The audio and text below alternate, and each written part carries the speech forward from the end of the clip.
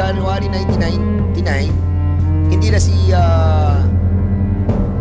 Digong ang presidente. Ang mayor. I think yes. Si Ben de Guzman, Yes. ang mayor. Yes. Akyat bahay, yung mga binabanggit po dito sa affidavit ni Ms. Garma. And amount of 20,000 was given by those personalities that you have mentioned here. Hindi po ba nung naging presidente ang ating dating Pangulo, in one occasion,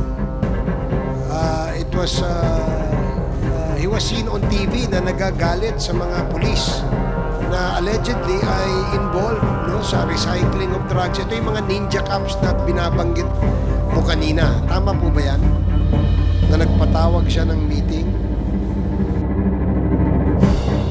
Okay. Mr. Chairman, I think, I don't know if we have invited already this person, no? Si Sunny Benaventura, but meron na tayong show cause order kay Sunny Benaventura. And there is also a certain Sergeant Suwan who gave also 20,000 to Ms. Rohina Garma for certain accomplishment. Also, a payment was given also. Have we invited also? Yes, madam. Mr. Chair, namatay na po yan. He was shot sometime parang 2021 po. So namatay na si Sergeant Suwan. Opo. How about si Boy Alce? Namatay na rin po, illness po. I think cancer. Okay. But si Muking ay boy pa. Si Muking we have already invited also, no? And cited motion for show cause order ata.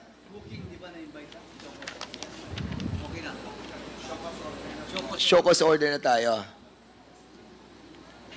Okay. Miss Garma, siguro si Miss Garma naman tanongin ko. Kasi dito sa affidavit mo, may nakalagay dito na your first appointment sa Davao Police Office, 1999 pa. Excuse me. January 1999, you were appointed as Chief of Women's Desk sa Davao Police Office. Is this correct? That was my second assignment with Davao City Police Office, Mr. Chair. What was your first assignment? 1997, August, HRDD, and then by October of 1997, team leader of the anti-vice. Yes, it was here. Yes. So, nung after your graduation, nung 1997 August, na-assign ka sa Davao City sa administration of Mayor Yes, Mr. Chair. Rodrigo Roa Duterte. At noong 1997 October, appointed ka naman as team leader of the anti-vice unit. Yes, Mr. Chair. At noong January 1999, hindi na si Digong ang presidente. Ang mayor. I think, yes, Mr. Si Ben de Guzman, Yes, ang Mr. mayor. Chair. Yes. So in other words, naandun ka na sa Davao for so many years. Yes, Mr. Chair. At doon mo nabalitaan yung tinatawag na Davao Death Squad because you were there since 1997, 1998, 1999. And when you were assigned sa SASA as Commander of Santa Ana Police Station from 2012 to 2016, that is 4 years. 4 na taon ka sa SASA. Almost 4 years, Mr. Chair. It's just 3 years and 6 months, I think. So in other words, matagal ka na rin talaga sa Davao na na-assign sa different positions. Yes, Mr. Chair. At dito mo sinasabi sa iyong affidavit, yung mga nasaksihan mo na mga pagpatay sa iba't ibang klase ng mga tao implicated in different crimes with certain amount given after the job was done. Yes, Mr. Chair. Yes, at Mr. Chairman, andito po lahat yun. Nagnakaw, akyat bahay, yung mga binabanggit po dito sa affidavit ni Ms. Garma. And amount of 20,000 was given by those personalities that you have mentioned here. And there was also in your affidavit about the 5,000 that are being given every month para sa reimbursement naman na Yes. binibigay ni Yusek Muking. Yes, Mr. Chair. So, basically, Mr. Chairman, this is the pattern that was done in the Davao City during the time of the then Mayor Rodrigo Roa Duterte. And, ito yung nakikita natin na nangyayari sa buong bansa.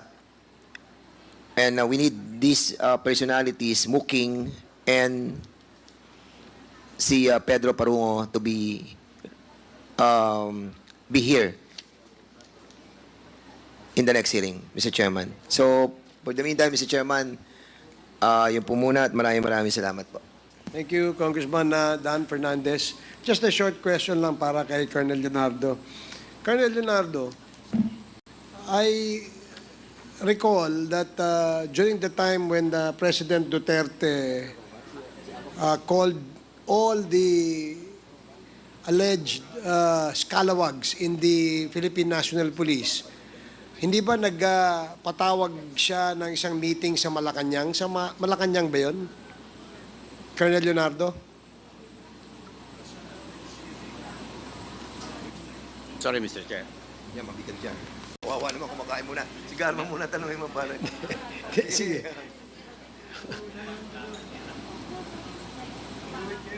Mr. Chair, repeat Hindi po yung ba question. nung naging presidente ang ating dating Pangulo, in one occasion,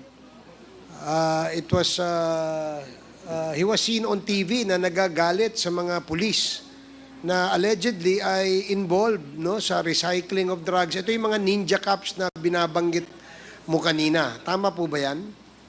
Na nagpatawag siya ng meeting? I believe mga scalawag sa rogues cap po yun, mga... So yung mga rogue members rogue ng member ng po, PNP, pinatawag ni former President Duterte sa Malacanang. Tama, no? napanood ko lang po, Mr. Chair, pero wala po akong personal. So wala ka doon. Wala po ako, Mr. Chair. During that time, where were you assigned? CIDG 11 lang po ako, Mr. So CIDG 11 ka na. And nung pinatawag ni dating Pangulong Duterte ang mga scalawags na ito, sinermonan niya ito. Kasama niya si Chief PNP Bato de la Rosa, tama? Parang nandun po, Mr. Chair. Napanood ko lang po sa TV, Mr. Chair. And nandun din yata si General Oka Albayalde. If I remember correctly, dun sa screen grab o yung news na yon, nakita ko na nandun yung mga nakapila, yung mga pulis na mga scalawags at sinabi, tinapon sila lahat sa Mindanao. Is that correct? Parang ganun po, parang nire-assign. I'm not sure, Mr. Chair, kung saan po pinadala, Mr. Chair. So you have no idea kung saan pinadala. Napanood ko lang po, Mr. Chair, sa ano yan, sa... Kaya ako natanong kasi sa iyo yan dahil ang pagkakaintindi ko, ayon sa salaysay ni Colonel Garma, na ikaw ang overall o sentro. Ikaw ang nasa sentro nitong implementation ng Oplan Tokhang at saka Double Barrel. And part of the policy or the program is to discipline yung mga scalawags o yung mga rogue PNP members. Hindi ba kasama yan sa pulisiya ng war on drugs? kasali po, Mr. Chair. So kapag kaganyan, halimbawa, ikaw ay scalawag, identified ka na scalawag, tinatransfer ka. In fact, maraming Mindanawan ang nagre-reklamo, bakit sa Mindanao tinatapon? Kung di rin ako nagkakamali, nung sila tinapon doon, nagkaroon pa ng insidente ng patayan. Do you recall and remember those incidents na nangyari sa Mindanao? Na kung saan yung mga itinapon ng mga scalawags, namatay doon sa Mindanao kung saan sila na-assign. Mr. Chair, I have no any particular information regarding that, Mr. Chair. It's But you know that there were scalawags that were reassigned from their original post or units, tinapon sila somewhere in Mindanao. You're aware of that? Meron pong ganon, Mr. Chair. Would na you be able to narinig. give us an estimate kung ilan number ng PNP scalawags ang itinapon papunta doon sa Mindanao? Mr. Chair, wala po akong idea or data na hawak tungkol po dyan, Mr. Chair. Well, kasi kanina, ang aking impression, ikaw ang binigyan ng task na ayusin yung mga ninja cops o disiplinahin itong mga ninja cops, no? And based on your story kanina when I was asking you, nakatutok ka doon sa pagdidisiplina nitong mga scalawags na ito na tinatawag mo nga kanina, ninja cops, ninja liit, bangketa cops, etc. etc.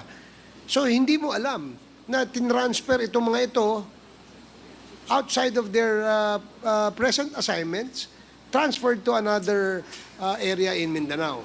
Hindi mo alam yun. Meron po akong narinig na tinransfer pero wala po akong data. Alam ko po na merong mga transfer na naganap, Mr. Chair. And sa pagkakalam mo, kaya sila tinransfer dahil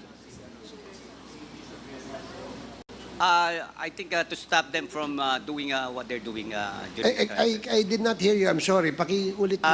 To stop them from doing what they're doing during that time, Mr. Chair, to prevent them To prevent them from continuing furthering their the- illegal activities, Okay. Mr. Chair. So, in other words, they were transferred in order for the organization to discipline them and prevent them from continuing their shenanigans. Tama?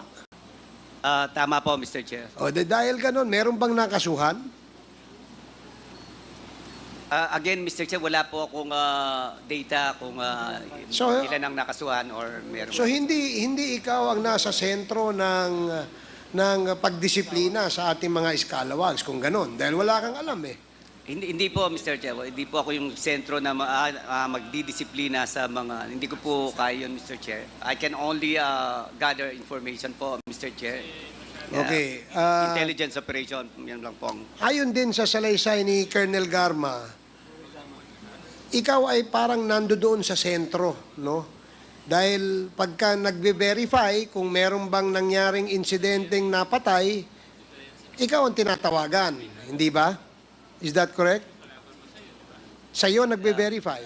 Hindi naman po lahat. Meron lang pong instances na ipapa-verify sa akin, Mr. Chair. Yun lang. May mga instances na nagpapa-verify sa'yo. Pwede bang Opo, malaman pinabira kung lang. sino nagpapa-verify sa'yo? Gaya ng sinabi ko, minsan po magtatanong sa akin si Den Sap Bongo. Sino? Den Sap Bongo po, Mr. Chair. Sap Bongo. Opo. And then? Kung, halimbawa, meron pong nangyari, itatanong lang sa akin, anong background nito? Parang ganun, Mr. Chair. Ako naman po, hingi ako ng report, then bibigay ko lang po sa kanya. Yun lang po ang ginagawa At ko. pagkatapos niyang ma-verify, anong sunod na hakbang ang ginagawa ninyo? Hanggang doon lang po, Mr. Chair.